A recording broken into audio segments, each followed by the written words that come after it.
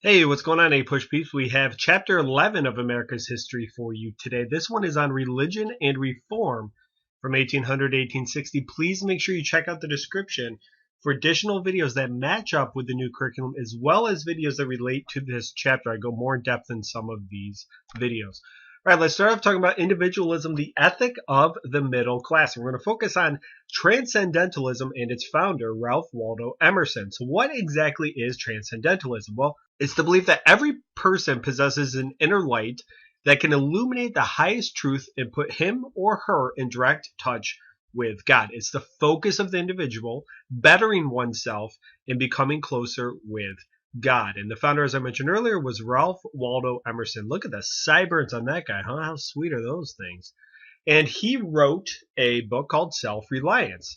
And he influenced many other writers and was very close with other writers that exhibited this transcendentalist movement. One of them was this guy, Henry David Thoreau.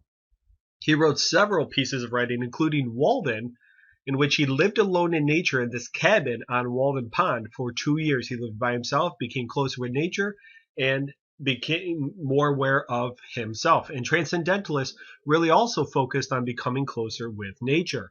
He also wrote one of the most influential writings in American history on civil disobedience, in which he urged individuals to resist unjust laws. We see this influence Gandhi and also Martin Luther King during the civil rights movement of the 1950s and 60s. Margaret Fuller was also influenced by Emerson, and she argued for women's social independence.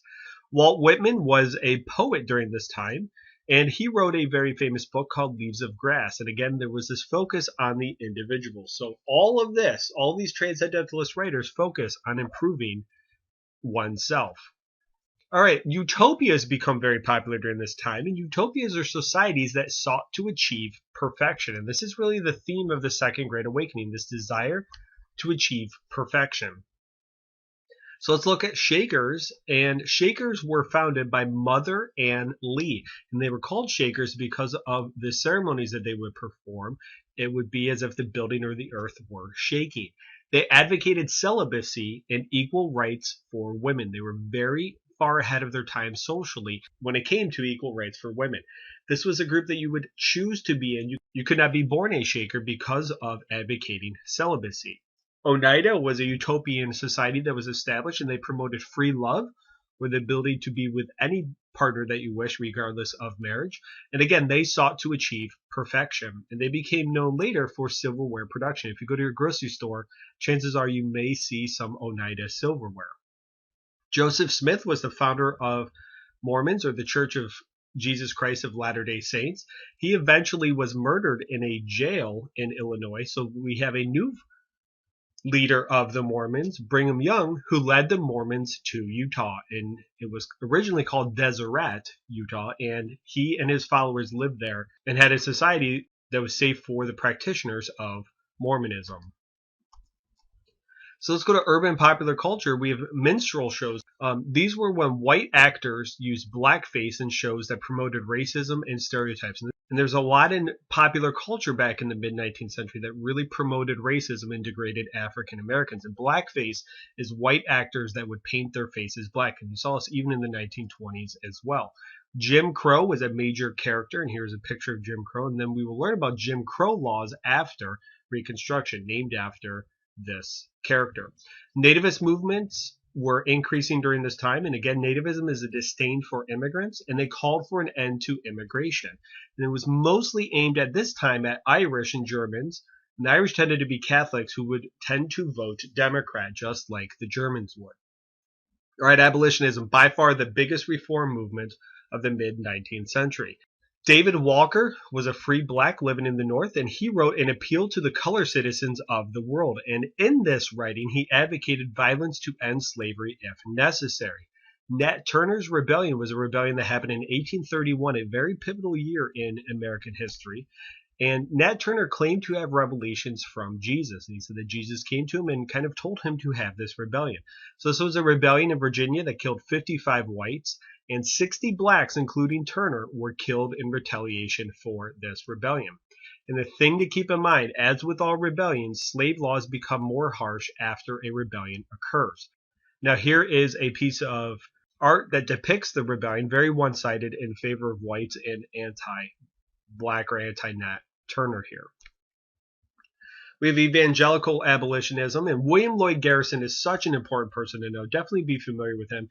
He wrote a weekly newspaper called The Liberator, and this published every single week from 1831, same year as Nat Turner's rebellion, up until 1865.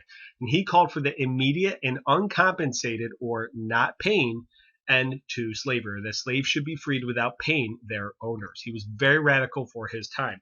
He helped form the American Anti-Slavery Society with another gentleman by the name of Theodore Weld. And he, in this society, helped show the violence of slavery. And the Underground Railroad began to develop during this time, which about 1,000 slaves per year would gain freedom and go through the United States all the way up to Canada and achieve freedom. And Harriet Tubman was estimated to have rescued over 300 individuals on the Underground Railroad. So let's talk about opposition and internal conflict. Abolitionists, whether it's north, south, east, west, it doesn't matter. They were very few in number. Many in the north benefited from slavery, the textile manufacturers and the hog farmers, particularly in the Midwest, that would sell their products to plantation owners in the South.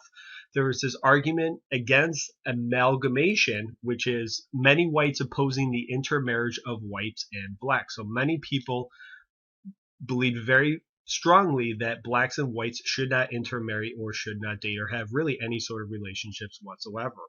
Elijah Lovejoy was a printer from Illinois. He was an outspoken abolitionist, and he was murdered in his printing factory. He was actually the building was set on fire, and somebody climbed up a ladder and shot him with a shotgun and killed him. And this really helped inspire other abolitionists to join the movement. The gag rule was something passed in the House of Representatives that stated that all anti-slavery petitions in the House would not be discussed or would be tabled. In other words, if somebody wanted to bring up an anti-slavery bill to talk about, the House would table it. They would not discuss it. That is a violation of freedom of speech for the House members, and this was later overturned by this guy, John Quincy Adams, as he was a member of the House after he was president. And the abolitionist movement does split eventually over women's rights. Garrison's American Anti-Slavery Society supported women's rights, and other abolitionists did not. So let's jump over to the women's rights movement. Women played a very large role in trying to reform American society, not just abolitionism, but also in other areas as well. Now, there's this expectation during the time that women are to live in a separate sphere or work in a separate sphere. It is the expectation that women had different roles in society, and their roles was at the home. It was not to work in society. Dorothy Dix was a very influential reformer, and she helped bring about mental health reform for those that are mentally ill. Horace Mann was the father of education. He really helped grow education in the United States, particularly in the North, and he helped promote tax-supported elementary schools. And schools in the South and the West were inferior to the North.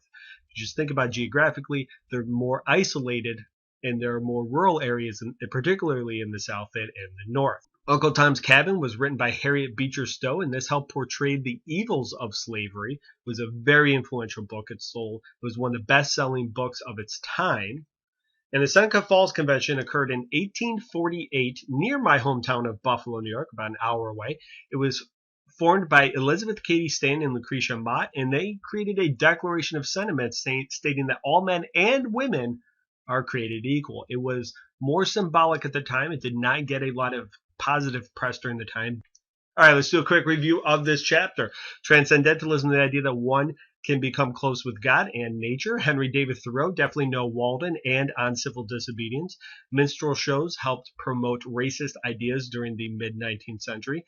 Nativism was especially against Irish and Catholics during this time. Nat Turner's rebellion occurred in 1831 and led to increased harsh slave laws. William Lloyd Garrison and the Liberator, he was 100% against slavery. The abolitionist movement split over women's rights, and Dorothy Dix, be familiar with her, in mental health reform, and the Seneca Falls Convention was for women's rights in 1848. All right, thank you guys very much for watching. Good luck on any and all of your tests, especially the one in May. If you have not already, please check out the description below.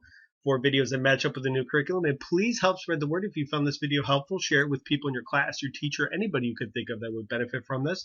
And if you haven't already, please subscribe to my channel. I thank you guys very much for watching, and I will see you back here for Chapter 12. Have a good day.